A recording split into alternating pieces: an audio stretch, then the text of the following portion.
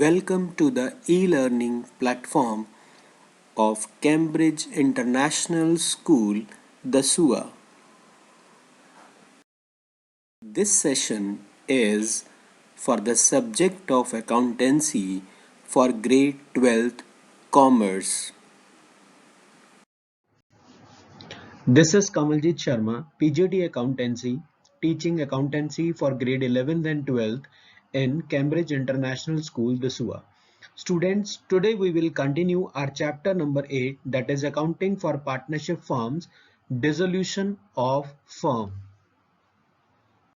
In this chapter, we will cover the topics like meaning of dissolution of firm, difference between dissolution of a partnership and dissolution of a firm, modes of dissolution of firm, procedures for settlement of accounts, difference between firm's debt and private debts, accounting entries at the time of dissolution of firm, difference between revaluation account and realization account, and preparation of realization account, partners capital account, and bank account. Students, in the previous session, we have started chapter number 8, that is dissolution of firm, in which we learn the meaning of dissolution of firm, difference between dissolution of partnership and dissolution of firm, modes of dissolution, settlement of accounts, difference between firm's debt and private's debt, difference between revaluation account and realization account. Today, we will discuss about the accounting treatment of dissolution of firm, for example, journal entries to be recorded at the time of dissolution. So, अब हम start करेंगे journal entries से। Journal entries सबसे पहले हमने क्या करना है, जितने भी अकाउंट्स ओपन है उनको क्लोज करना है। Eight the time of dissolution सबसे पहले हम एसेट्स को क्लोज करेंगे। तो देखो यहां पर लिखा हुआ है all the recorded assets including goodwill, joint life policy. एक बात ध्यान रखनी है आपने, इस चैप्टर में गुडविल की कोई भी स्पेशल ट्रीटमेंट नहीं है। जिस तरह से हम बाकी एसेट्स जैसे कि land, building, plant, machinery, stock, debtors, इन सब की ट्रीटमेंट करेंगे, वैसे ही गुडविल की ट्रीटमेंट भी होगी। गुडविल की कोई भी स्पेशल ट्रीटमेंट नहीं है। सो including goodwill, joint life policy, but किसको छोड़ना है हमने? कैश बैलेंस को या बैंक बैलेंस को, क्योंकि कैश या बैंक बैलेंस जो भी होगा उसका एक सेपरेट अकाउंट बनेगा। तो कैश बैलेंस और बैंक बैलेंस आपने क्लोज नहीं करने हैं। करंट अकाउंट या कैपिटल अकाउंट का कोई डेबिट बैलेंस हो एसेट साइड में लिखा हुआ, वो भी आपने क्लोज नहीं करना। कहने का मतलब जो प्योर एसेट्स हैं like stock, debtors, bills receivable, plant and machinery, land and building, furniture and fixtures, prepaid asset expenses like prepaid insurance हो गया या एक्रूड इनकम, इस तरह की सारी एसेट्स को क्लोज करना है। और अकाउंट्स इन सबको किस में क्लोज करना है? रियलाइजेशन अकाउंट में क्लोज करना है। मतलब हम एक नया अकाउंट ओपन करेंगे विच इज कॉल्ड रियलाइजेशन। जैसे रिवैल्यूएशन अकाउंट हमने पिछले चैप्टर्स में बनाया, इसमें बनाएंगे हम रियलाइजेशन अकाउंट। सो रियलाइजेशन अकाउंट में हमने इसको क्लोज करना है, और जिस वैल्यू पे ये जो भी एसेट्स होंगी वो बैलेंस शीट पे जो अपीयर कर रही होंगी वही लिखनी है। मतलब अगर बैलेंस शीट में डेटर्स की वैल्यू 20,000 लिखी है तो आप लिखेंगे realisation account debit to debtors 20,000 रुपए। सो इस तरह से सारी एसेट्स को रिकॉर्ड करने की एंट्री क्या है, देखो realisation account debit to sundry assets individually, सबका अलग अलग लिखना होगा। ऐसा नहीं है कि आप सारी एसेट्स का टोटल करके और एक ही अकाउंट में ऐसे लिख दें, ऐसा नहीं होगा। आपको अलग अलग लिखना पड़ेगा। Realisation account debit to debtor account, to stock account. आप चाहे तो हर एंट्री को अलग अलग लिखें, realisation to stock, realisation to debtor, और चाहे तो आप एक कंबाइन एक ही एंट्री कर दें। realization account debit to stock account, realization account debit, realization account debit to stock, to debtor, to building, to machine, to plant, to furniture, ये सब एक ही एंट्री भी आप कर सकते हैं। अब इसमें क्या खास चीजें जो ध्यान रखनी है कि देखो क्या लिखा है पहला point, an asset against which a provision और reserve has to be created should be transferred at it gross figure and not at net figure. For example debtors, जैसे डेटर्स के केस में क्या होता है, अगर डेटर्स लिखे हैं 20,000 रुपए, लेस प्रोविजन 1,000 रुपए और उसके बाद 19,000 रुपए बाहर लिखा हुआ है, आपने क्या करना है, आपने डेटर्स को ओरिजिनल वैल्यू पे ट्रांसफर करना है 20,000 रुपए ऊपर, प्रोविजन नहीं करना है, प्रोविजन डिडक्ट नहीं करना है, आपने ओरिजिनल जो ग्रॉस वैल्यू होगी उसके ऊपर। इसी तरह से प्रोविजन या reserve against a liability is a separate account and thus it should be transfer to realisation account separately like other asset. For example provision for discount on creditor, अगर liability side में कोई provision for discount on creditors दिया हुआ है तो वो भी आप रियलाइजेशन अकाउंट में सेपरेटली लिखेंगे, हर अकाउंट को सेपरेटली आपने क्लोज करना है। और लास्ट पॉइंट लिखा है कि balance at bank is not transfer to realisation account, bank का बैलेंस जो बैलेंस शीट में एसेट साइड में दिया होगा वो आप कभी भी रियलाइजेशन अकाउंट में ट्रांसफर नहीं करेंगे, क्योंकि बैंक जो है वो कभी रियलाइज नहीं होता, वो हम अल्टीमेटली तो बैंक या कैश अकाउंट में सारी एंट्री क्लोज करेंगे, अपना सारा हिसाब किताब मेंटेन करेंगे।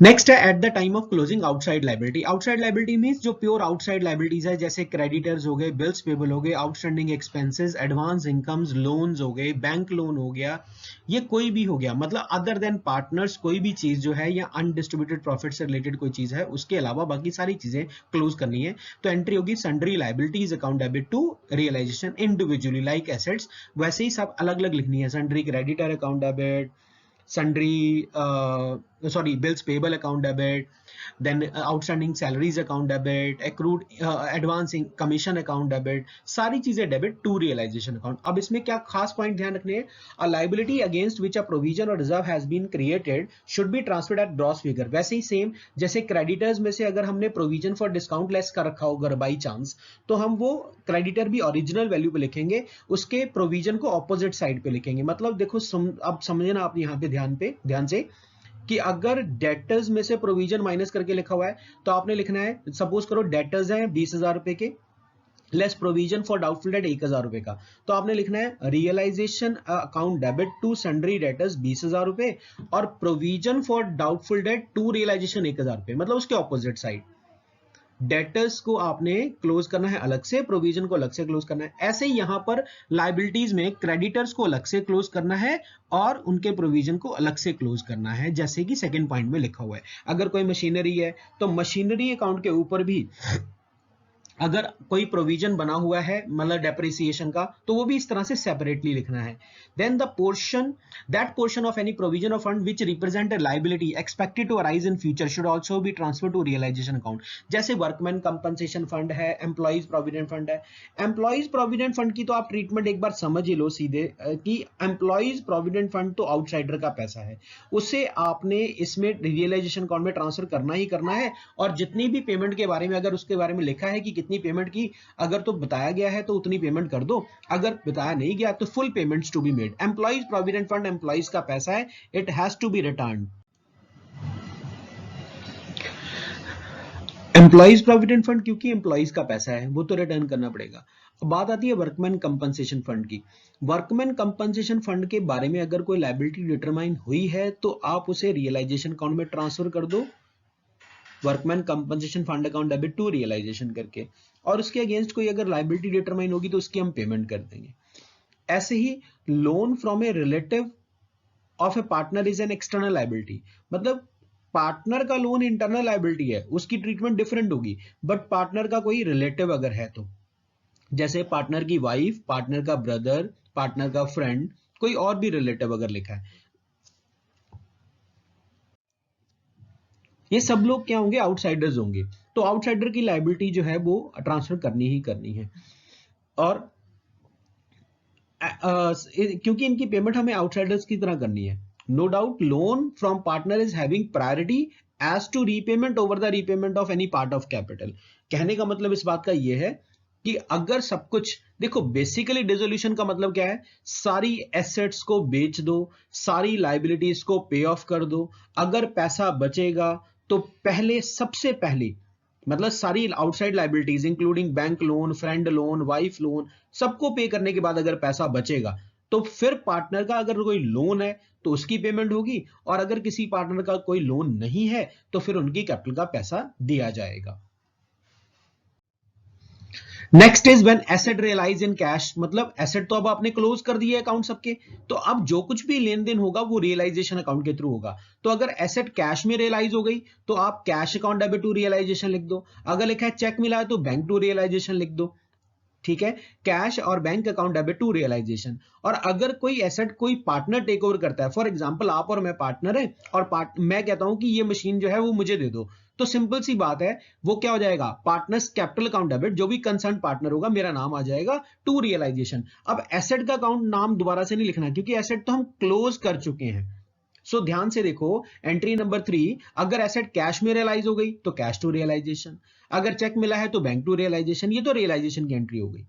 उसके बाद अगर कोई पार्टनर टेक ओवर करता है तो पार्टनर डेबिट टू रियलाइजेशन। और एक इंपॉर्टेंट जो है वो ध्यान से देखो, when the asset are given away to any of the creditor toward the full or partial payment of his dues, तो एंट्री ही नहीं करनी। क्या मतलब हुआ इस बात का कि मान लो हमने किसी के 5,000 रुपए देने हैं और वो हमारे बिजनेस की 5,000 रुपए की वर्थ की या कोई भी कम वर्थ की या ज्यादा वर्थ की कोई एसेट उसकी फुल सेटलमेंट में ले जाता है। मतलब ये कि उसने हमसे पैसे लेने थे, लाइबिलिटी थी हमारी, वो हमारी कोई एसेट ले जाता है और कहता है तुम्हारा मेरा हिसाब किताब खत्म हो गया, फुल सेटलमेंट हो गई। In that case no journal entry is required, ना तो हम उस लाइबिलिटीज की पेमेंट करने की एंट्री करेंगे ना ही एसेट को रियलाइज करने की एंट्री करेंगे। और देखो क्या लिखा है, forms assets which are not appearing in the books are called forms unrecorded asset, वो अनरिकॉर्डेड एसेट्स होती हैं।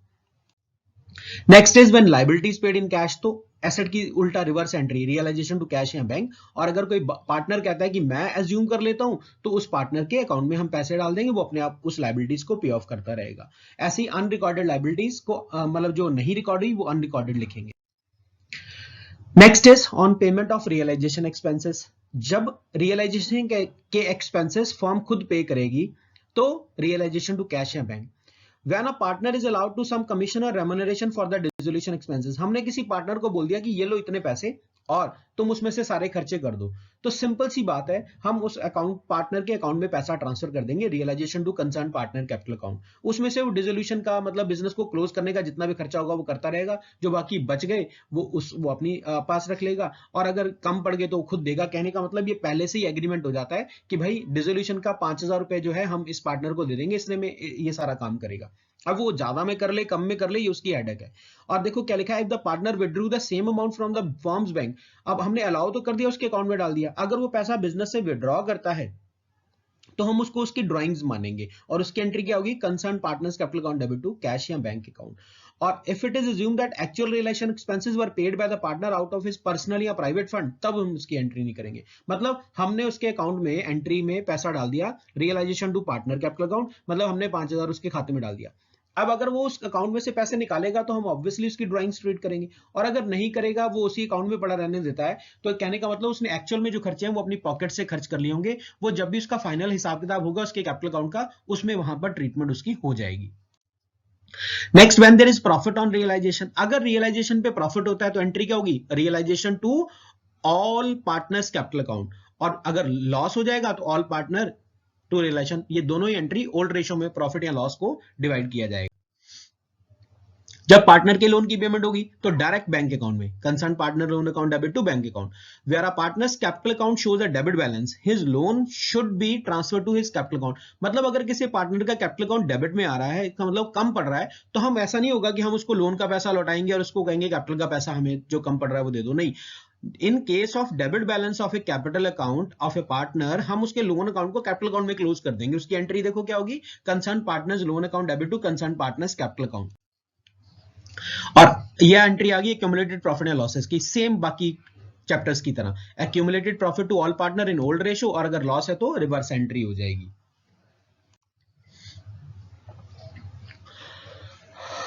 अगर current account, if in case of on transfer of the balance in current account, अगर करंट अकाउंट में transfer करना है तो concern partner capital account to concern partner current account, और अगर करंट अकाउंट को कैपिटल में ट्रांसफर करना है तो उसकी एंट्री नेक्स्ट लिखी हुई है। ऑन मेकिंग पेमेंट टू और बाय पार्टनर, अगर किसी पार्टनर का पैसा जो है वो कम पड़ रहा है तो वो पैसा लेके आएगा, तो एंट्री होगी कैश अकाउंट डेबिट या bank account debit to concern partner capital account. मतलब कि अब ऑब्वियसली क्रेडिट साइड और डेबिट साइड का कैलकुलेशन होगा। अगर किसी पार्टनर के कैपिटल अकाउंट का डेबिट बैलेंस ज्यादा आ रहा है और क्रेडिट में कम पड़ रहा है तो उसे पैसा लाना पड़ेगा, तो उसकी एंट्री होगी कैश और bank account debit to concern partners capital account. But अगर कम पड़ रहा है ज्यादा आ रहा है तो वो पैसा वो विड्रॉ कर लेगा पार्टनर, जो भी एक्सेस अमाउंट है वो विड्रॉ कर लिया जाएगा उसके द्वारा। अब आती है ट्रीटमेंट ऑफ गुडविल। मैंने पहले ही बताया कि कोई स्पेशल ट्रीटमेंट नहीं है, same like other assets, realisation में ट्रांसफर कर दो एसेट्स को, और बाद में अगर वो गुडविल बिक जाती है मींस रियलाइज हो जाती है तो आप कैश टू बैंक, और अगर नहीं रियलाइज होती तो ये सेकेंड एंट्री नहीं करेंगे। और अगर कोई गुडविल कोई पार्टनर टेक ओवर कर लेता है तो उसकी entry concern partners capital account debit कर देंगे। अब एक बार फिर से कुछ पॉइंट्स जो हैं वो हम देख लेते हैं। देखो क्या लिखा है, reserves provisions against any asset should be transfer to the credit of realisation account but no entry should be made for the payment of such reserve या प्रोविजन। फॉर एग्जांपल जैसे प्रोविजन फॉर डाउटफुल डेट है debtors के ऊपर, वो अब debtors जब आप realisation account बनाएंगे उसमें लिखेंगे टू डेटर्स, क्योंकि जनरल एंट्री थी realisation account debit to debtor, तो प्रोविजन उसके ऑपोजिट साइड में लिख देंगे। मतलब डेटर की ट्रांसफर करने की एंट्री होती है sundry debt realisation to sundry debtor, तो प्रोविजन की क्या हो जाएगी, provision for doubtful debt to realisation. But ऐसे किसी भी प्रोविजन या रिजर्व की आपने पेमेंट नहीं करनी, ना तो इसके बारे में कुछ लिखा होगा और ना ही इसकी पेमेंट करनी है, ठीक है, क्योंकि ये एक्सटर्नल लायबिलिटी नहीं है, ये तो हमारे ही प्रॉफिट का पार्ट है जो हमने बचा के रखा हुआ है। और similar treatment should be followed in case of investment fluctuation fund, in reserves, machinery replacement reserve या कंटीजेंसी रिजर्व। अब जॉइंट लाइफ पॉलिसी रिजर्व अगर क्वेश्चन में गिवन है तो if joint life policy is not appearing on the asset side of the balance sheet then it is appropriate to transfer GLP reserve in the credit side of partners capital account। वैसे joint life policy शायद कोई question आपकी book में होगा नहीं, ये पुराना एक ट्रीटमेंट था जॉइंट लाइफ पॉलिसी का, अगर फिर भी कोई क्वेश्चन होता है तो हम उसको ध्यान से करेंगे। जॉइंट लाइफ पॉलिसी बेसिकली सारे पार्टनर्स की जॉइंट लाइफ का इंश्योरेंस हो जाता है, जॉइंटली इंश्योरेंस हो जाता है उनका। तो अगर जॉइंट लाइफ पॉलिसी रिजर्व है आपके पास तो ऑब्वियसली जॉइंट लाइफ पॉलिसी भी होगी, तो जॉइंट लाइफ पॉलिसी को आप डेबिट में ट्रांसफर कर देंगे, जेएलपी रिजर्व को उसके ऑपोजिट साइड पे ट्रांसफर कर देंगे। और अगर जेएलपी एसेट साइड में नहीं है तो जेएलपी रिजर्व को पार्टनर्स में बांट दो। वर्कमैन कंपनसेशन के बारे में भी यही है कि अगर उसके अगेंस्ट कोई लायबिलिटी डिटरमाइन हुई तभी आप उसे रियलाइजेशन में डाल दो, अदरवाइज उसको कैपिटल अकाउंट में ट्रांसफर कर दो। ऐसे ही जनरल रिजर्व कभी भी रियलाइजेशन अकाउंट में ट्रांसफर नहीं होगा, वो हमेशा ओल्ड पार्टनर्स ओल्ड रेशियो में डिस्ट्रीब्यूट किया जाएगा।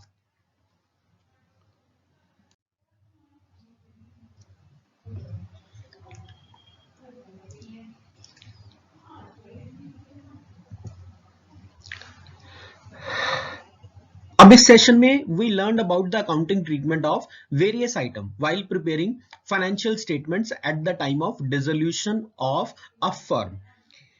सो अगले सेशन में हम क्या करेंगे, हम कुछ प्रैक्टिकल क्वेश्चंस जो हैं वो करके देखेंगे इन एंट्रीज की हेल्प से।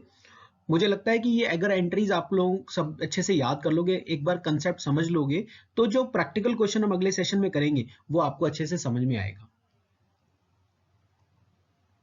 अब आज का होमवर्क जो है आपका वो बस इतना ही है कि आप जितनी भी एंट्रीज आप लोगों को इस सेशन में बताई गई, इस लेसन में जितनी भी एंट्रीज आपको बताई गई हैं उनको अच्छे से रिवाइज करें, एक बार लिख के देखें अपनी क्लास वर्क नोटबुक में, और उनको बाय हार्ट एकदम लर्न करने की कोशिश करें, समझने की कोशिश करें। तो नेक्स्ट टाइम में जब हम प्रैक्टिकल क्वेश्चन करेंगे तो उसमें ये आपकी बहुत सारी हेल्प करेगा। In the next session we will continue our next topic. Till then, dear students, to stop the COVID-19, stay home. If you don't think about yourself, think about your loved ones. So stay home, please. But study regularly.